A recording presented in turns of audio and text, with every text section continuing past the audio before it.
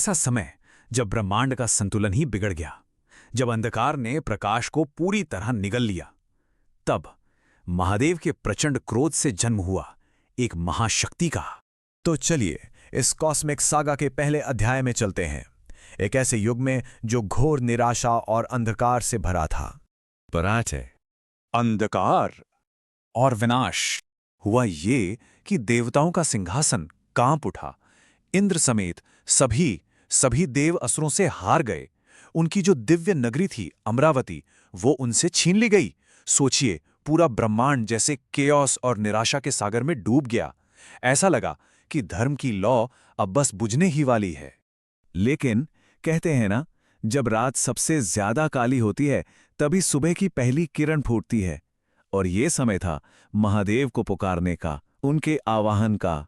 तो हार से टूटे हुए सारे देवता अपनी आखिरी उम्मीद लेकर पहुंचे महर्षि कश्यप के पास। अब उनकी हालत देखकर ऋषि का दिल पिघल गया और उन्होंने शिव की नगरी काशी में एक ऐसी कठोर तपस्या शुरू की कि पूरा ब्रह्मांड हिल गया। उनकी इस तपस्या से खुश होकर स्वयं महादेव प्रकट हुए और बोले, मांगो, क्या वरदान चाहिए। तब ऋषि कश्यप ने देवताओं की तरफ से एक ही चीज मांगी। उन्होंने महादेव से कहा कि आप मेरे पुत्र के रूप में जन्म लीजिए ताकि असुरों का विनाश हो और इस ब्रह्मांड का बिगड़ा हुआ संतुलन फिर से ठीक हो सके। और तब महादेव की महाशक्ति ने जवाब दिया, पर एक शक्ति के रूप में नहीं, बल्कि उनके क्रोध के 11 प्रचंड तूफानों के रूप में। सबसे पहले आए कपाली।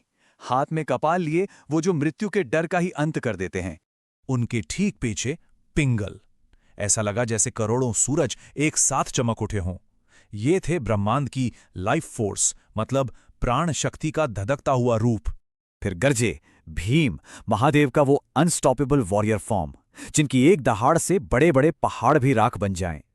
चौथे थे विरूपाक्ष, ऑल सीइंग, जिनकी तीसरी आंख के खुलते ही कोई भी धोखा, कोई भी इल्यूजन सच के आगे एक पल भी नहीं टिक सकता। पांचवें विलोहित, द रेड वन, प्रलय की वो आग जिसकी लपटों में हर बुराई, हर अंधकार जलकर खत्म हो जाता है। छठे आए शास्त्र, धर्म के अल्टीमेट प्रोटेक्टर, वो जो ब्रह्मांड के नियम तय करते हैं और अधर्म को सजा देते हैं।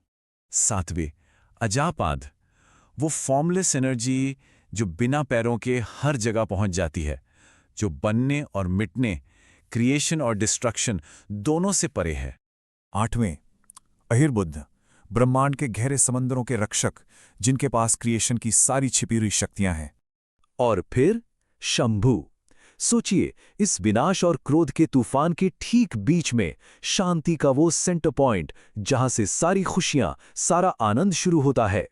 दसवें चंड, द फेरोशियस वन, वो डरावना गार्डियन जिनका गुस्सा ही धर्म के लिए एक ढाल है, एक शील्ड है। और आखिर में 11वें भव, जो खुद एग्जिस्टेंस हैं, हर एक कण में, हर एक जीव में वो जीवन का सोर्स हैं। तो ये थे वो 11 रूप, 11 नाम। पर सवाल ये उठता है कि इस महाशक्ति का असली सच क्या है? क्या ये 11 अलग अलग भगवान हैं? नहीं, बिल्कुल नहीं।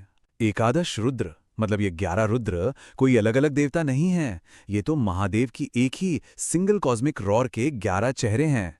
एक ही महाशक्ति जो बनाती भी है, बचाती भी है और विनाश भी करती है। याद रखिए, जब अधर्म अपनी हदें पार करता है तो एक ही गर्जना 11 तूफानों में बढ़ जाती है। वही शुरुआत है और वही अंत, वही प्रलय है और वही शिव हैं।